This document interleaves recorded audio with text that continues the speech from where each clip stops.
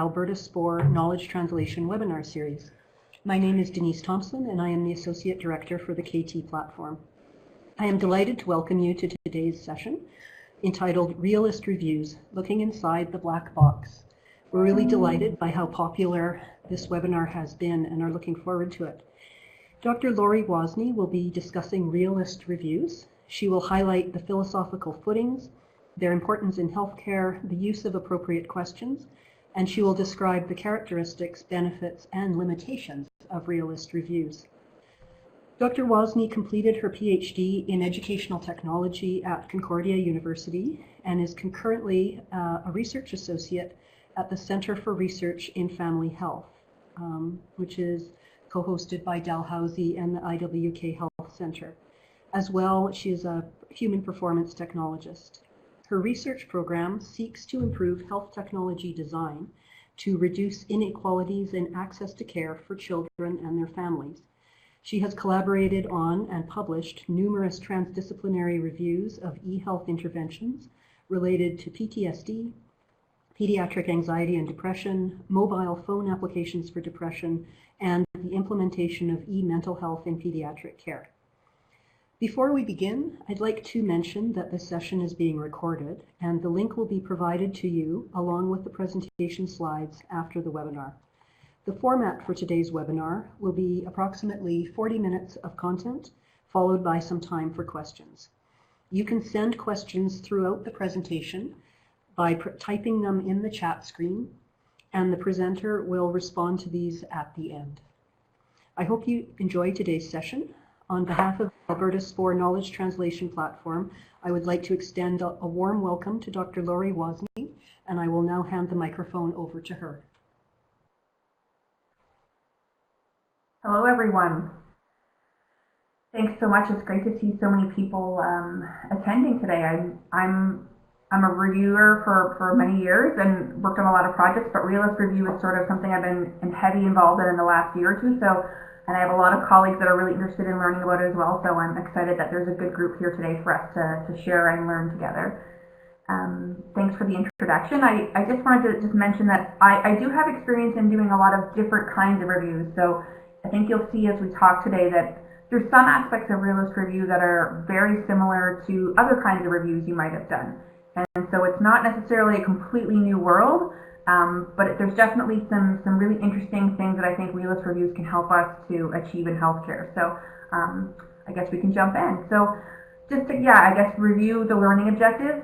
I'd really just like to kind of briefly highlight, we're not going to go back to Philosophy 101, but talk a little bit about the philosophical footings of Realist Synthesis. We'll talk a little bit about why there seems to be such a big push for these kinds of reviews in healthcare, where they're fitting and why they're important.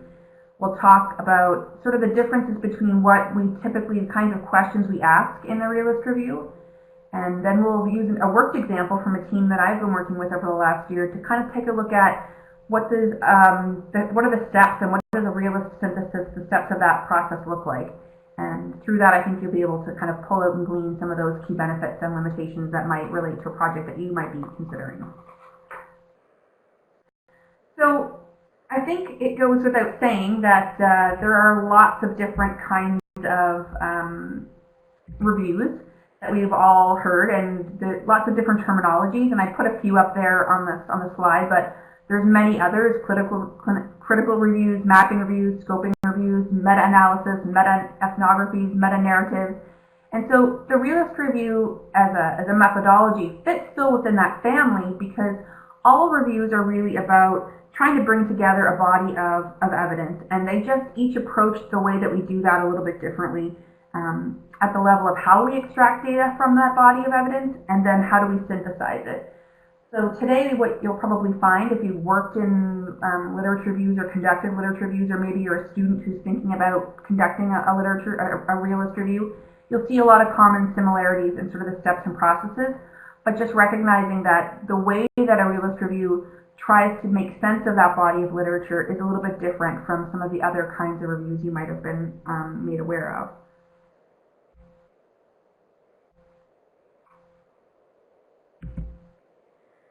So where did this idea of a realist synthesis come from? And I think I think a lot of people, because it's sort of a new term, think that it's kind of a totally new, a totally new idea, and it really isn't. And I think one of the best ways to sort of frame it in the continuum of reviews is to think about it in terms of its philosophical footing. So, on the one hand, sort of on the left-hand side of the picture there on the slide, we have something that kind of represents scientific objectivism, which is really that there's a truth that we can know, and we can understand it fully, and we can divide it into its objects, its properties, and its relations.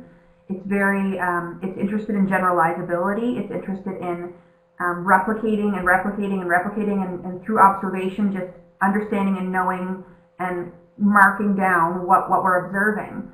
On the far right of the sort of philosophical spectrum is more of that constructivist view of knowledge and understanding, where we see knowledge as partial and incomplete and socially constructed and highly relevant to context, highly relevant to personal experience, to individual understandings and insights, and the ways that meaning are made. So if you think about those two being kind of on the two opposite ends, really the realist review, or the realist ideology, sort of sits in between those two worlds and acknowledges that there is a world, and it that is impacted by context, that is impacted by certain ways of seeing and ways of understanding, but that we can put a frame on it, and we can observe and look at that certain part of it, given that understanding that there are all these sort of context features around it. So from a researcher perspective, and conducting a realist review, what we're really thinking about is trying to live in the space between theory and observation, and recognizing that there's things that we can observe and we can record, and potentially patterns or regularities or generalizable aspects of something that we're noticing, but there's also a piece of it that we don't really know, that's a bit unknowable, and that's really relative to and impacted by context. So I think that's kind of just at a high level a good way of thinking about where realist review would fit sort of philosophically. And I like to sort of think about it in that a lot of research that we do tends to look at evidence in this very complete package, and it's sort of the output of our research, and did something work or not, and that is what we take as evidence, which is more of that sort of objectivism approach. Whereas a realist review is kind of trying to deconstruct that evidence and look at all the different kinds of component evidence that might be there and might have important things to tell us about why things work and how they work. So it's about digging below the surface, but also recognizing that there's going to be an influence of context that is embedded in the way that we look at things. So because we always like a really good clean definition in these kinds of things, this is sort of one that Poston and Tilly have put forward that's used often, and I think it sort of sums it up really succinctly. But really, the realist synthesis is an approach to reviewing research evidence on complex social interventions, which we'll talk about in a minute. And that provides an explanatory analysis of how and why they work or don't work in a particular context or setting. So if we think about the traditional kind of research that we do, or traditional kind of studies, we have something that we want to look at, something happens in an intervention, and then we track and see whether it worked or didn't work, and we have the output. So we have this input, black box, output setup.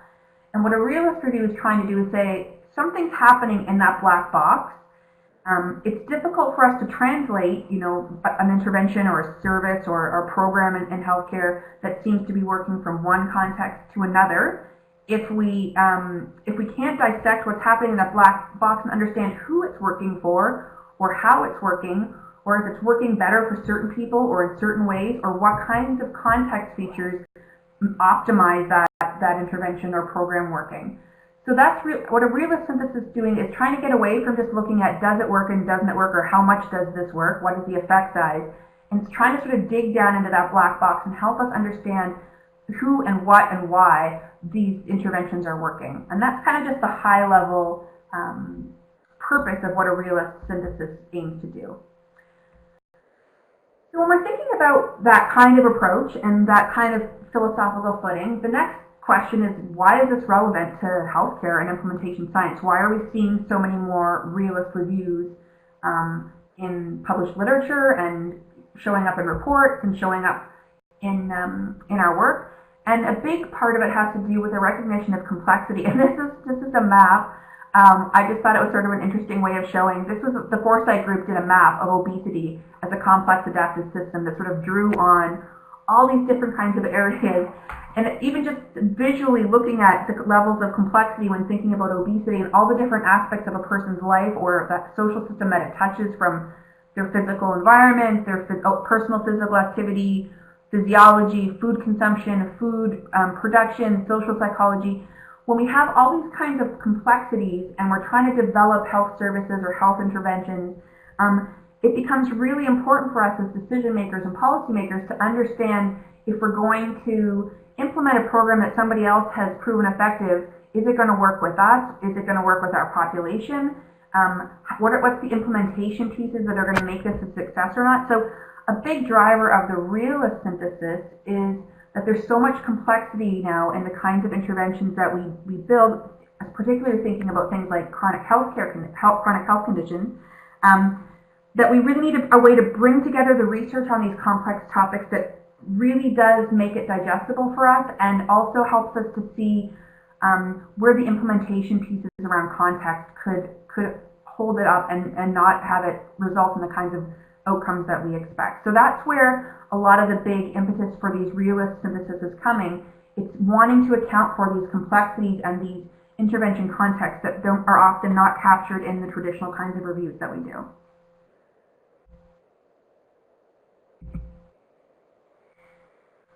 So I put a picture of a mousetrap here. I don't know how many of you played that game as a kid, but I played it a lot as a kid, and I play it a lot now with my 3 children. And it's one of those exciting, exhilarating, and also frustrating games where if one little thing goes wrong, the whole thing falls apart. But I thought it was a good illustration for thinking about how you know if an intervention is complex and whether it would map on well to a realist synthesis. And Pawson and Tilley, kind of in some of their earlier writings about realist methodology, gave us sort of some key indicators that we can think about if the kind of intervention we want to study or look at is complex and well suited to a realist review.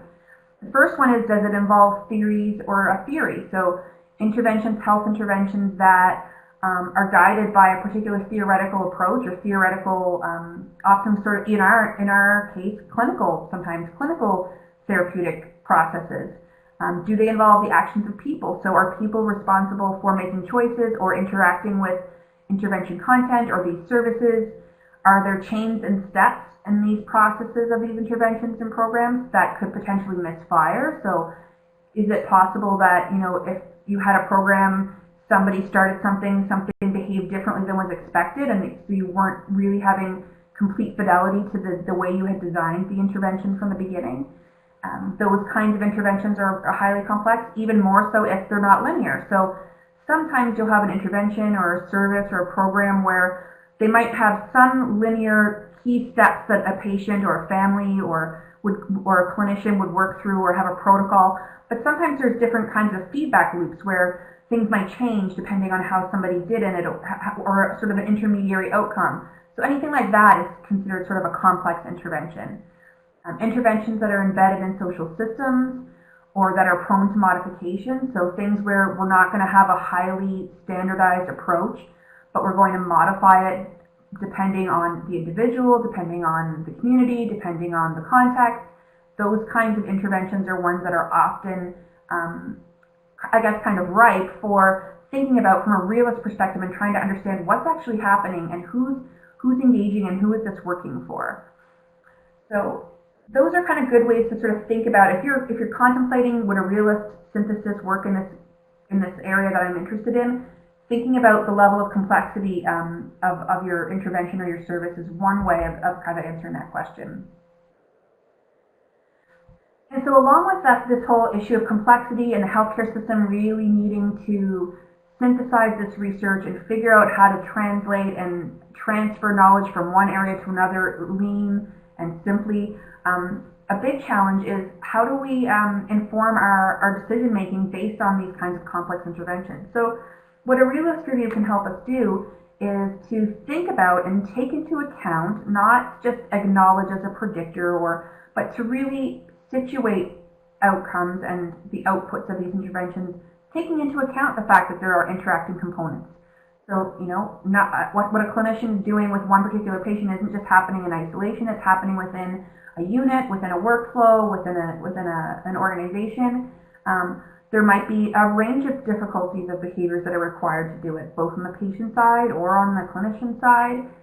There might be different groups or organizational levels that are targeted by the interventions. We have to take that into account, that it's not just the patients having to do something. There might be clinicians needing to do things. There's also a number and variability of outcomes. So we know in healthcare there's so many different kinds of outcomes that people are tracking now. When we think about sort of the push towards big data and data analytics and trying to understand what do we actually want to pull out of all of these databases and to help us understand. And also there's a degree of flexibility or tailoring of these interventions that's allowed, which makes them even more complex, because in our push to create really patient-centric and patient-centered interventions, that also means that the kinds of experiences each person's having can be really different.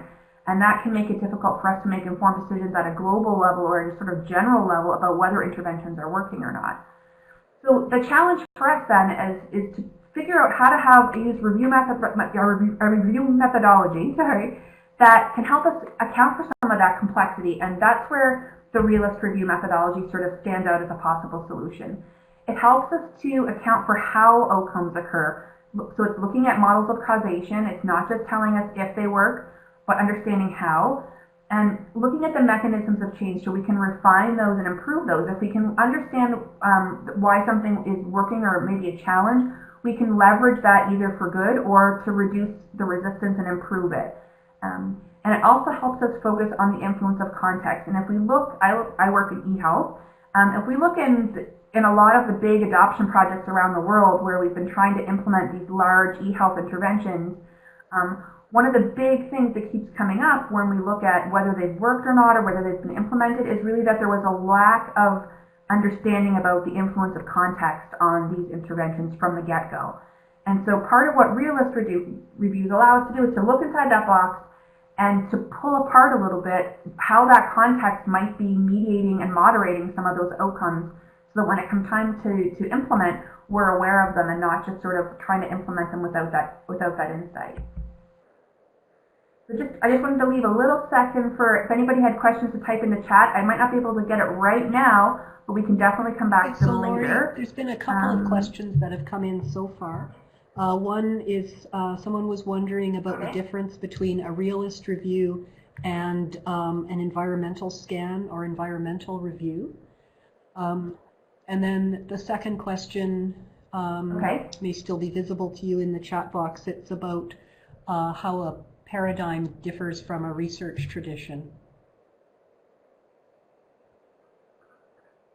Okay. So in terms of the first question, and we can talk about, it might come a little bit clearer later when we actually compare sort of a systematic review with a realist review, but in an environmental scan from the ones that I've been involved in, it's definitely pulling from a lot of different kinds of evidence. It's definitely taking a really broad perspective to understand what's happening.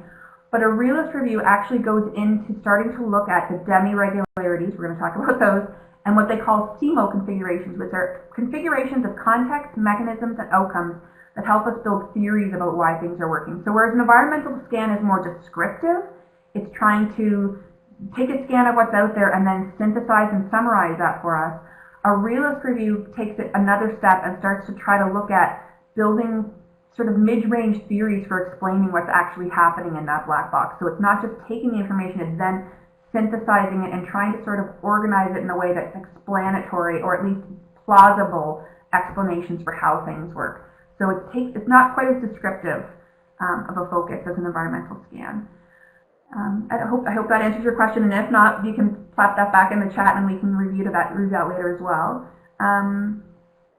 So research traditions and paradigms, that's kind of an interesting question. I mean, I think there's sort of a philosophical epistemology, different ways of knowing, different ways of understanding, and research traditions kind of overlap there in some respects.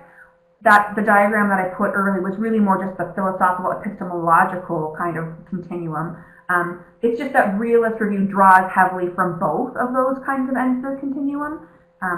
So it's a research, it's not tied to any one research tradition, it's just that it, as a methodology, it pulls from those different ends of that epistemological continuum.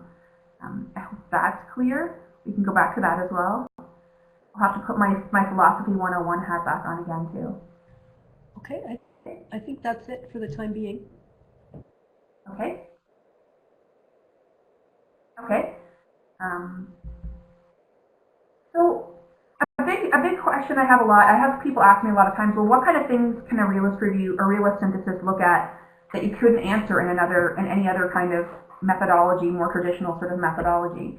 And this table is used, I've seen this table probably, I don't know, 100 times, but it's still really good and really helpful as a kind of high-level overview of the ways that it's sort of different from what we would typically do in a kind of a systematic review. And I won't go into every little detail of it, but I just wanted to highlight a couple of things that I think are kind of key differences from what you might have seen or might do or might have read in a systematic review. So we've talked already about complexity. And we've talked already about how a traditional systematic review tends to focus more on how much does this thing work, what's the effect size, does it work or not, more of a judgmental versus more of an exploratory with a realist review. But I wanted to point out that they're both very rigorous. They both have very rigorous methodological sort of protocols or approaches. I think one of the big differences from a realist review is that it really does, kind of like the environmental scan question, try to pull from both qualitative and quantitative research and even non-research. So it's looking for a wide range of evidence and from a wide range of evidence sources. So whereas your traditional systematic review or meta-analysis, it's looking for sort of the methodological hierarchy of things. Is it an RCT with a control condition? Has it addressed issues of bias? Is it a peer reviewed? Where that it would be situated more from a systematic review, the realist reviews really try to pull from a lot of different kinds of evidence and acknowledge that the kind of knowledge that the gray literature or stakeholder reports, that all of that still can inform and enlighten us about what's happening within that intervention. So I think that's a really key difference. And getting back to the earlier question as well around the environmental scan is the issue of theory driven. So a lot of reviews are they're designed to help summarize and statistically synthesize information for us. So provide summary tables and quantify and provide an overall effect size. Whereas a realist review it's theory driven and it's about this, deconstructing the components so that we can refine theory over time and then be able to test it in other contexts. And ultimately I think what it's trying to do is how do we make interventions most useful? How do we optimize it as opposed to just figuring out whether it works or not? So I think I hope at a high level that kind of helps to frame where a realist review might look a little different in terms of its methodology and its approach from sort of what we would typically do in a systematic review. So just to kind of get us thinking, I put up 4 different research questions and I've just worded them in different ways, and I thought at a high level maybe we could just take a look and see, now that we've thought about what kinds of things go into a realist review and what kinds of questions they typically ask, those more exploratory versus judgmental, maybe poll the audience and see which of these we think are realist written questions or better suited for a realist review.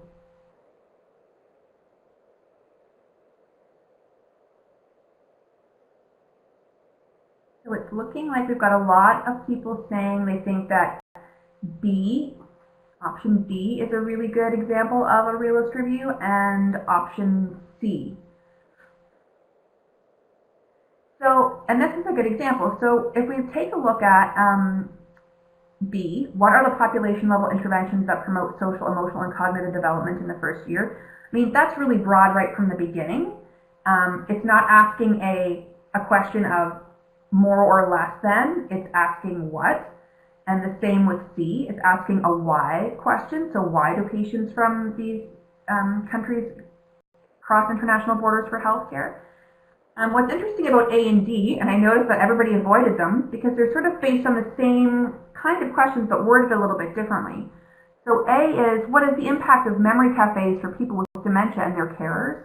And D is, are memory cafes an effective intervention for people with dementia and their carers? So constructs, those questions both have the same kinds of population. They have the same kinds of intervention, memory cafes, but they're worded in a little bit of a different way. And A is really worded as more of an exploratory question. What is the impact? Meaning there could be different kinds of impact. We don't really know. And D is really worded more of, is this or is this not an effective intervention for people with dementia and their carers? So I hope that helps maybe a little bit, the sort of the nuance or the subtlety, but I think that there's some important differences there in terms of recognizing that a realist review isn't just really looking to make a judgment about whether something works or not. So good job, everybody. Yeah. Everybody sorted through those pretty quickly. So I'm going to use an example of a project that I've been working on with in the University of Alberta with Dr. Amanda Newton and some of her team of phenomenally talented research methodologists and reviewists. And it's been a really challenging and interesting year working with the team. But I thought I'd use our project as an example of how we conducted a realist review and some of the main steps that we went through.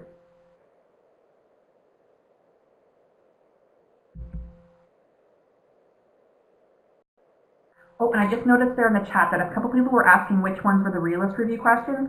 They were all realist review questions except for D. They were all framed as realist review questions except for D. So in terms of the realist review steps, this would be very familiar to most people who had have conducted a systematic review or a literature review, even in some ways. But the typical 5-step structure of a lot of reviews.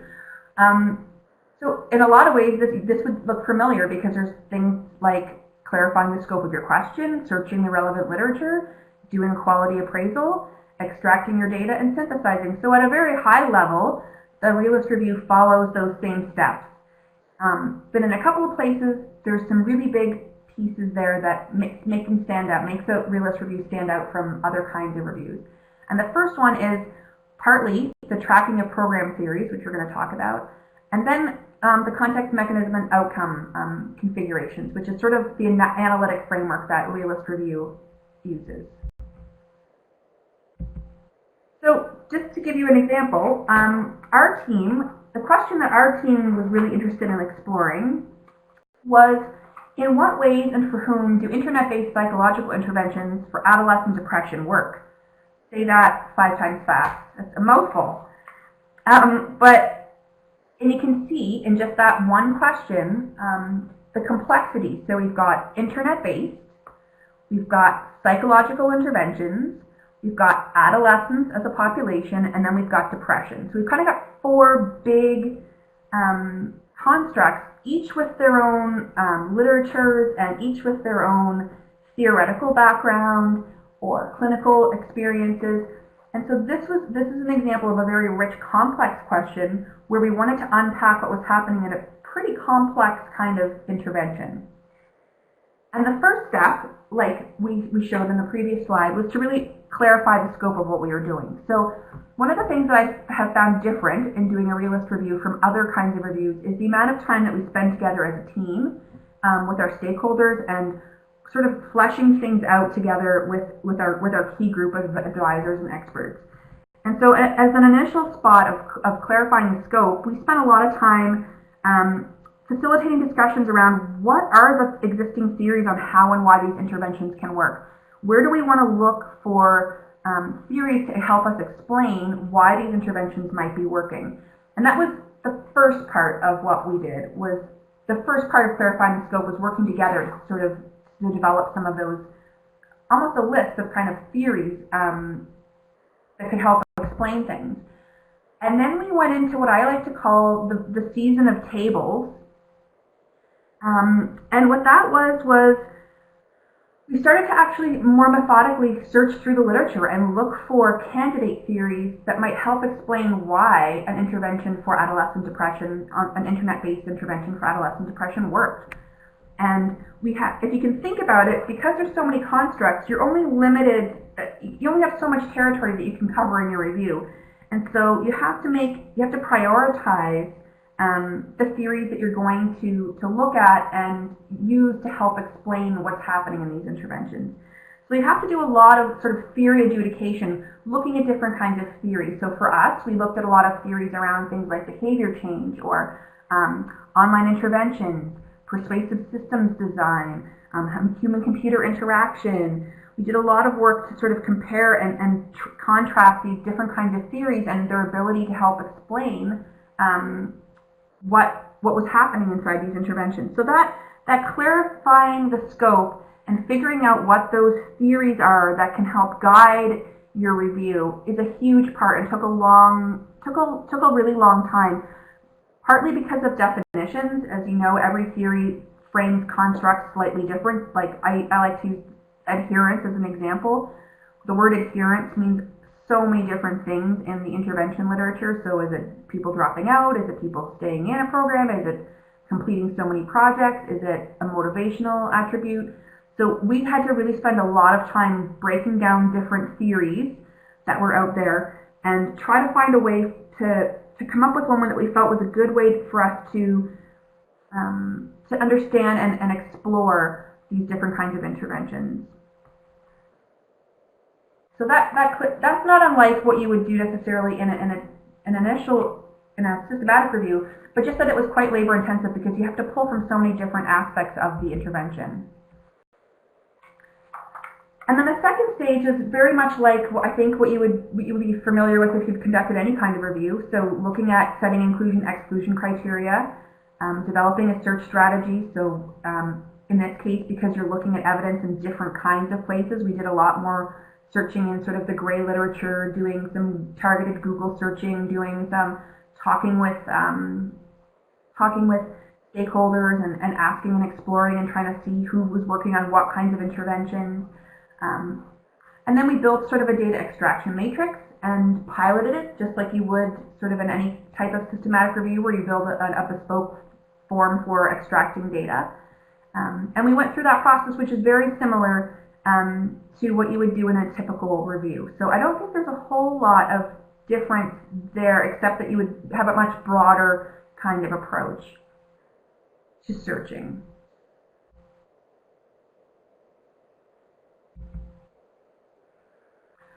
And one place where a realist review is really different, I think, from a lot of other kinds of reviews is around the area of quality appraisal. Now, I've worked on a lot of meta-analysis, and I just finished a review of internet-based interventions for PTSD, and we used the Cochrane Collaboration's risk of bias tool and thought about different kinds of ways of understanding quality and methodology.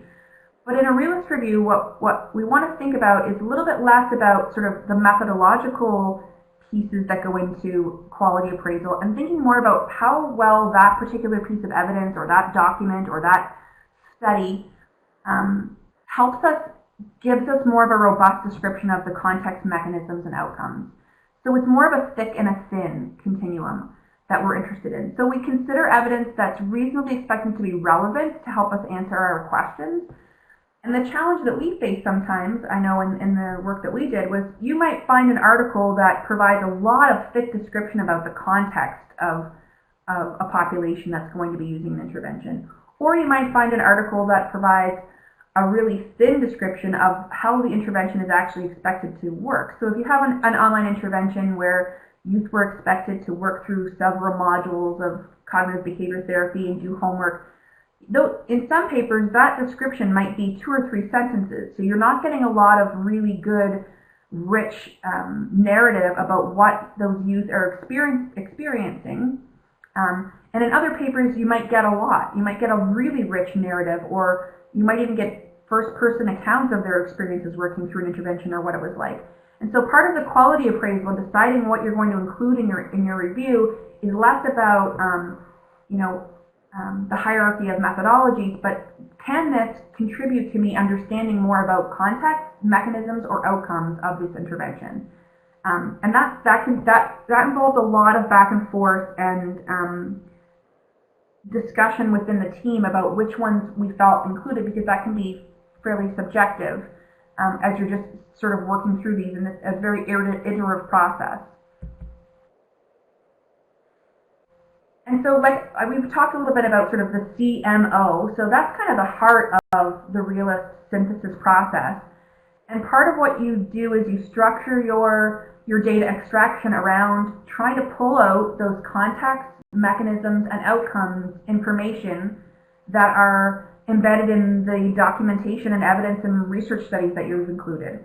And so an important thing to think about is context can be things like demographics, so demographic characteristics of your population, but it's also sometimes deeper things, social, economic, and political structures. It can be interpersonal relationships. It could be individual capacities, the influence of the provider and the participant in making choices, who's funding an intervention, who's paying for this. Is this a research project, or was this funded by the government, or was this funded by a not-for-profit?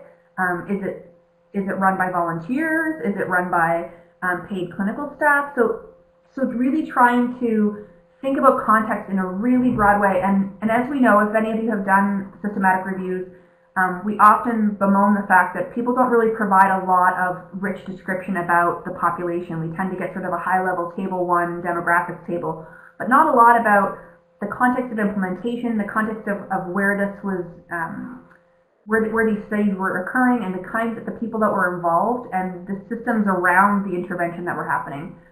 But that's part of what the Realist Review was trying to do, is trying to drill down into those context pieces.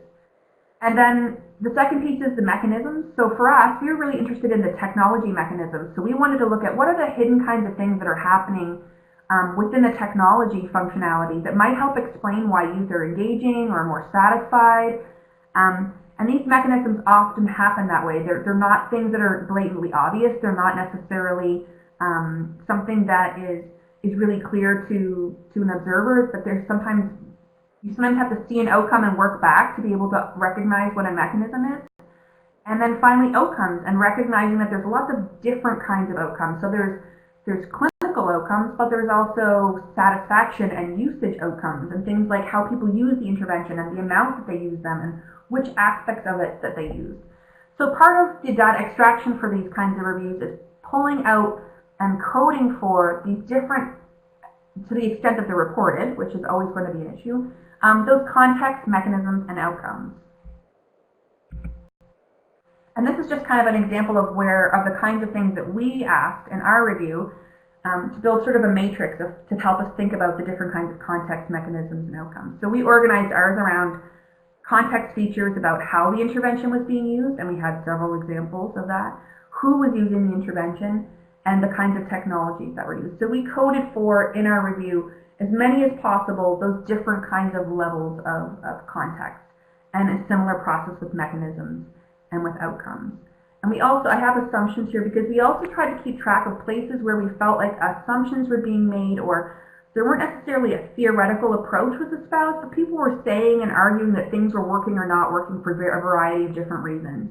And we wanted to keep those in our mind for when we did sort of started configuring things.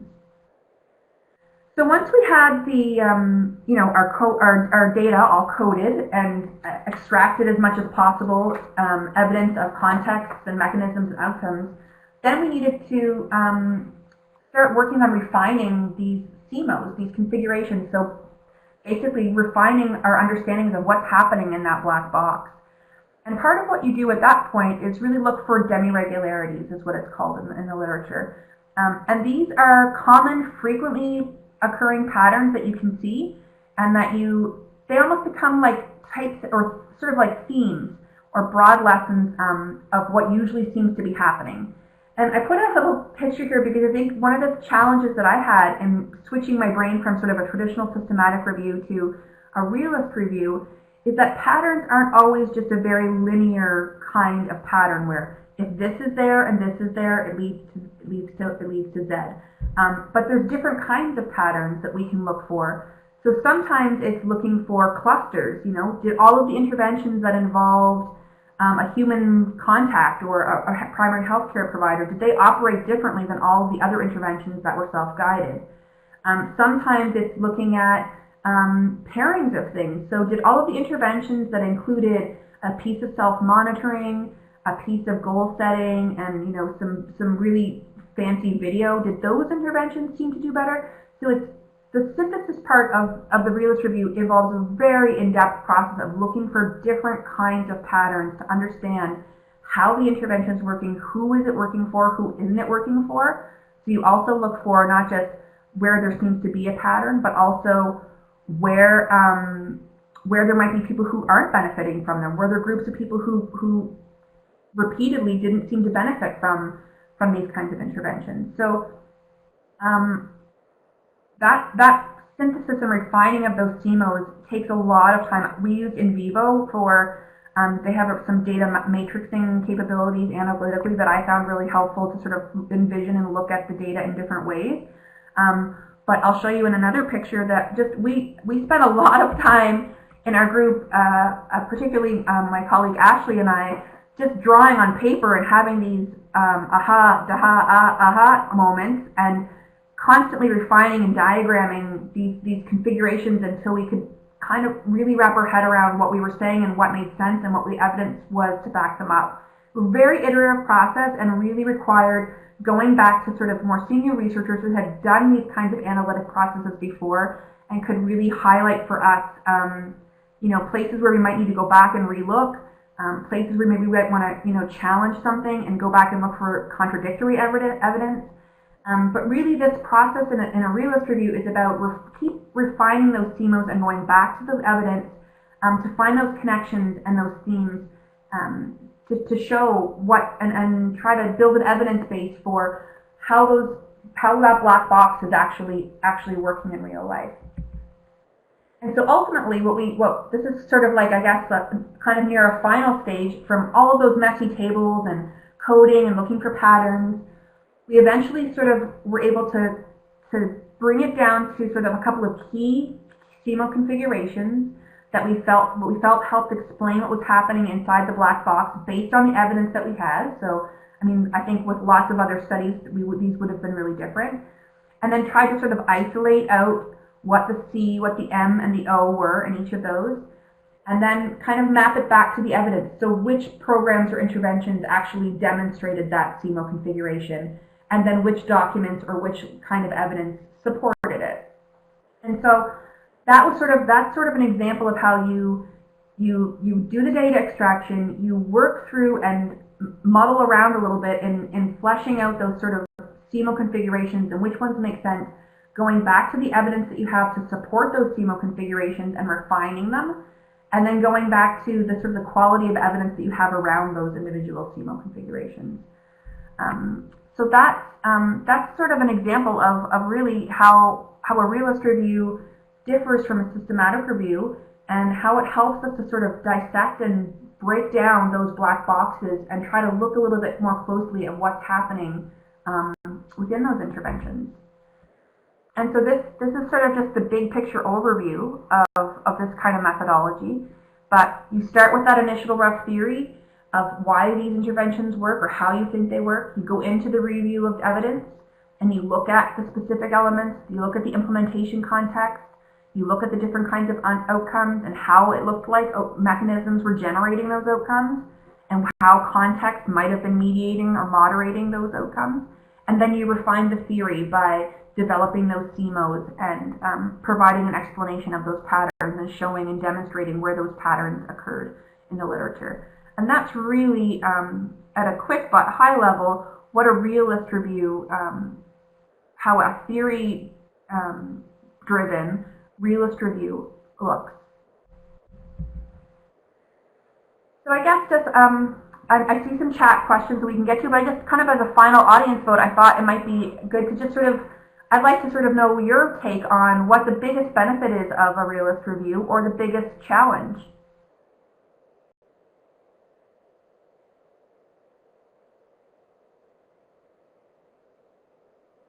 So it's just coming up here now. So we have a lot of people talking about how one of the big benefits of the realist review is that it's helping us to answer the who, why, how, and in what context questions, which are huge. And also that it's addressing that complexity. So that's really where, and I think that is true. I think that's the richness of this methodology in helping us to dig into those kinds of questions that other strategies don't.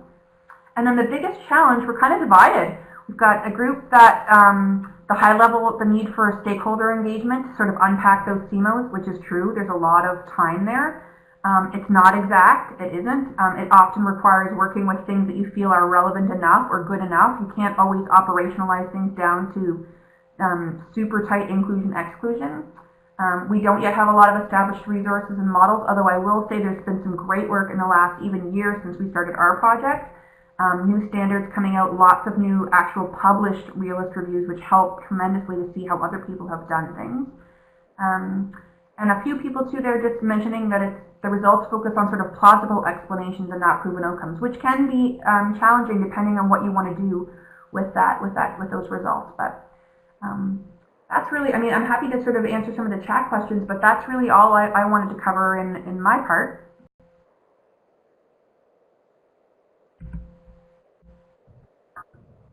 Okay, thanks, Laurie. A lot of, I saw some really long and thoughtful questions coming through. So I'll start with one that follows up on the earlier discussion about research or epistemic traditions and paradigms. So the question is, I was actually referring to the Ramsey's training materials on meta-narrative reviews, and Greenhalgh Wong draw a distinction between a research epistemic tradition and a paradigm. And the question is, what is the difference? What is the difference from a realist lens?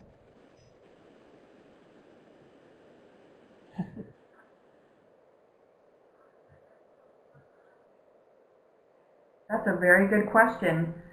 To be honest, I would probably want to go back and review that because I don't know if I would give an answer that I think is fully accurate. I mean, I understand it as a research continuum. I just think it has to do with the kinds of questions that you're asking and the way that you're looking at the intervention. So I probably want to go back myself and review that. I don't know if that person has read that and wants to comment, but I'd be happy to see their response. So the question is, someone who's just beginning to explore the realist review methodology.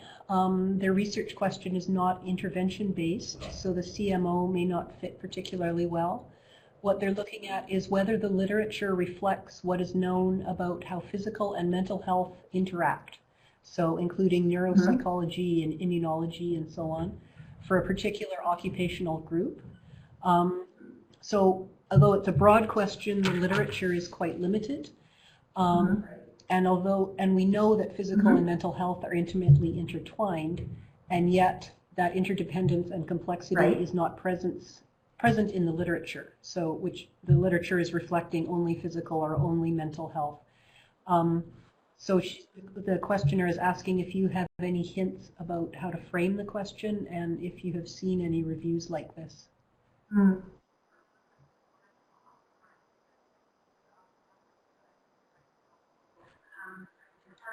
Yeah, I can offline send a couple of things off the top of my head that I'm thinking might be helpful. I mean, it's hard until we have a conversation. I don't want to just sort of say, yes, this is or isn't a realist review kind of question. It sounds a little bit more like you're asking more like a scoping review, like what do we know about? Whereas a realist review would tend to be a bit more, how does it work for this group or that group, or how is it actually operating, as opposed to just what do we know about it and kind of framing the broader knowledge. But I would be happy to send a couple of examples of realist review and sort of a scoping or scan review that might be a little bit more relevant to that kind of most health problems question. are complex, and when is it appropriate to conduct a scoping review versus a realist review? So the questioner's asking, would a scoping review be conducted first to understand what evidence is available, whereas a realist review would be conducted later to understand how an intervention is working?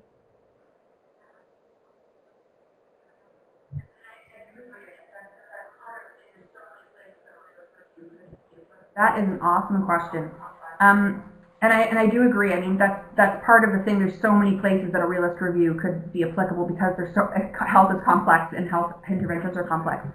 I mean, I do really like the idea of thinking of scoping out the literature. I mean, part of what we did in our step one in terms of even just the theories was kind of a mini scoping review, just what's out there and how do we understand this.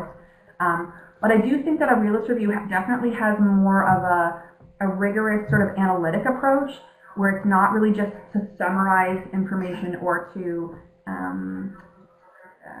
sort of provide an overview. It's definitely more to sort of that theory building and trying to build those program theories that we can go back and test later on. So trying to understand and use the evidence to help us build these chains of inference that we can go back and test later or apply in other contexts. So I would say if you're really just looking at sort of high level, I would say it sounds a little bit more like a scoping review or a scan, but I think it could be if you did a scoping review and found, found some of those questions around how does this work, or questions around it's not doesn't seem to be working in these contexts that could then lead into a realist review. Absolutely. Configuration in a realist review, or is the standard expert opinion / consensus?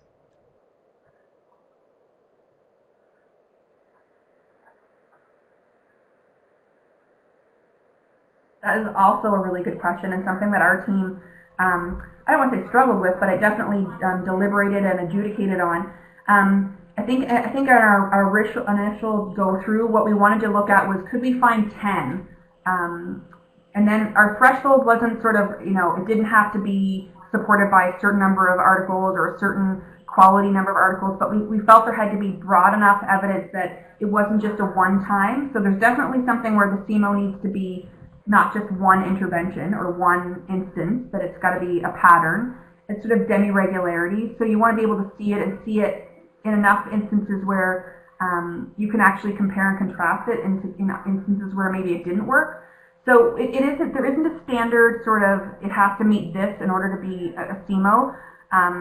Definitely expert opinion and consensus. And I would even say that there were some that I think we had preliminary evidence around, but we didn't actually include when we wrote up our final report, because you sort of have to adjudicate and prioritize which ones you think have the most emphasis and that are the most useful for answering your question. And it's just like anything, you can find patterns in anything. But for us, we were trying to really figure out who do these interventions work for best and why. And the CMOs that we went with were the ones that we felt had the strongest voice to that. What is question. a realistic amount of time to spend on a realist review?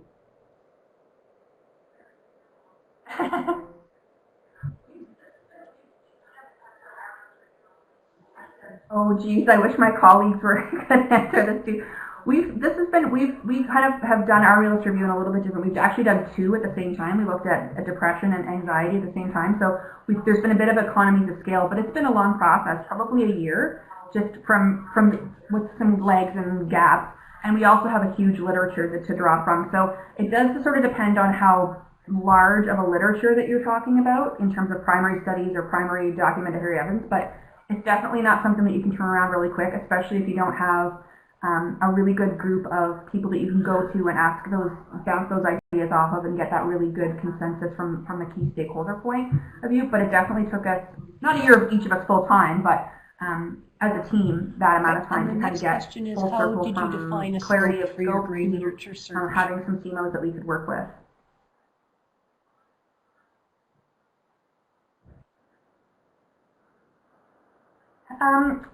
I think a couple of ways. One is our team is really lucky to have some pretty phenomenal like information scientists and people who have done a lot of different kinds of reviews and understand health evidence from a really broad perspective. So we definitely looked at sort of the online digital kind of gray literature review for us, because we were doing e-health. We looked in things like the ACM digital library and Open Gray and IAEE, which are sort of like repositories for gray literature in that particular field. We tried to be very broad. We also did a lot of like branching and some targeted Google searching, even just to look at like were there programs available using keyword searches. There's some good practical tips on how to do targeted Google searches that I think are helpful. So we tried to be pretty broad with our gray literature and try to cover as many bases as we could. But it's difficult. And especially, when you're thinking about, do you contact individual researchers? We did a couple of times contact individual researchers to see if they had unpublished reports or pilot data or feasibility studies or anything like that as well. The next question is, could this approach be used to build theory for a novel intervention that combines a combination of smaller interventions delivered as a set by looking at the evidence for each of the smaller interventions individually.